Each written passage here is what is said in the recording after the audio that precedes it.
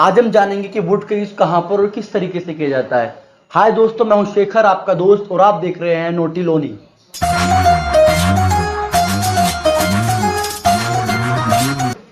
तो चलिए वुड का सबसे पहले यूज जानते हैं। जब कभी भी कोई भी सब्जेक्ट काम करता पर वो कर नहीं पा रहा है, उसने किया नहीं है, इस तरीके से लिखा हो। मैं एक एग्जांपल दे देता हूं आपको। जैसे कि एग्जांपल है कि अगर मैं दोबारा रिपीट कर देता हूं।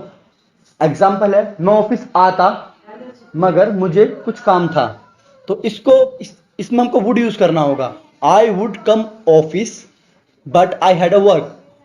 इस तरीके से हम इसको बना सकते हैं। मैं ऑफिस आता मगर मुझे काम था। I would come office but I had work. तो चलिए जानते हैं सेकंड रूल क्या है वुड को यूज करने के लिए। सेकंड रूल ये कहता है, जब कभी भी पास्ट में रेगुलरिटी दिखाई जाए, जैसे कि वो काम होता ही था। जैसे मैं उन दिनों अच्छा खेलता था। ऐसा नहीं है कि मैं संडे को या मंडे को या फिर उस दिन अच्छा खेला, ये नहीं। इसमें बताया जा रहा है मैं उन दिनों अच्छा ही खेलता था, ये रेगुलरिटी दिखा रहा है। तो इस केस में भी हम वुड यूज करेंगे। एग्जाम्पल के लिए यहाँ पे जैसे लिखा हुआ है, मैं अच्छा खेलता था उन दिनों मैं अच्छा खेलता था। तो ये बनेगा those days I would play good. जब कभी भी पास्ट के अंदर फ्यूचर की बात हो रही हो तो वहां पे भी हमको वुड लगाना होता है। एग्जाम्पल के लिए मैं आपको बता देता हूं। जैसे उसने कहा था वह आएगी। तो उसने कहा था, ये पास्ट का वाक्य है, लेकिन आएगी ये फ्यूचर की बात हो रही है, यानी पास्ट के अंदर फ्यूचर की बात हो रही है। इस केस में हमको वुड का यूज करना होता है। तो एग्जाम्पल के लिए मैं इसको ट्रांसलेट कर देता हूं। She would, I am sorry, जो ट्रांसलेट होगा इस तरीके से होगा, she said that she would come. ये इस तरीके ट्रांसलेट होगा। इसके कई एग्जाम्पल मैं आपको और दे देता हूं। उसने कहा कि वह कल आएगी, उसे पता था कि वह नहीं आएगी, मुझे पता था कि तुम भाग जाओगे। इस तरीके के सेंटेंस होते हैं, इसमें वुड का यूज आपको करना होता है। जब कभी भी किसी भी एक्शन की पॉसिबिलिटी होती है, श्योरिटी और नहीं होती है, सर्टेनिटी नहीं होती है। जैसे कि अगर मैं कहूं कि बारिश होगी, तो इस केस में मैं सीधा सीधा कह सकता हूं इट विल रेन।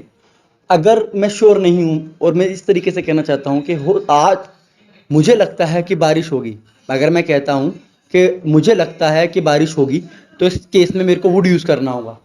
तो मुझे यहाँ पे यूज करना होगा I think it would rain. इस तरीके से मुझे ये सेंटेंस बनाना होगा। दूसरी कंडीशन होती है, जब कोई भी हम किसी को ऑफर या फिर प्रपोजल देते हैं, तो उस केस में हमको वुड लाइक टू यूज करना होता है। यहाँ पे भी हमें वुड यूज करना होता है। जैसे कि क्या तुम खाना खाना पसंद करोगे, would you like to eat. इस तरीके से would you like to eat food, इस तरीके से हमको बनाना होता है। क्या तुम बाहर जाना पसंद करोगे, would you like to go with me out.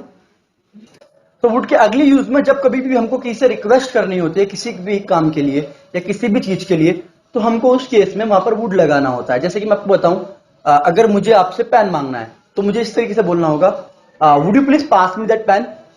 या फिर मुझे आपसे हेल्प मांगनी है तो मैं बोलूंगा would you please help me.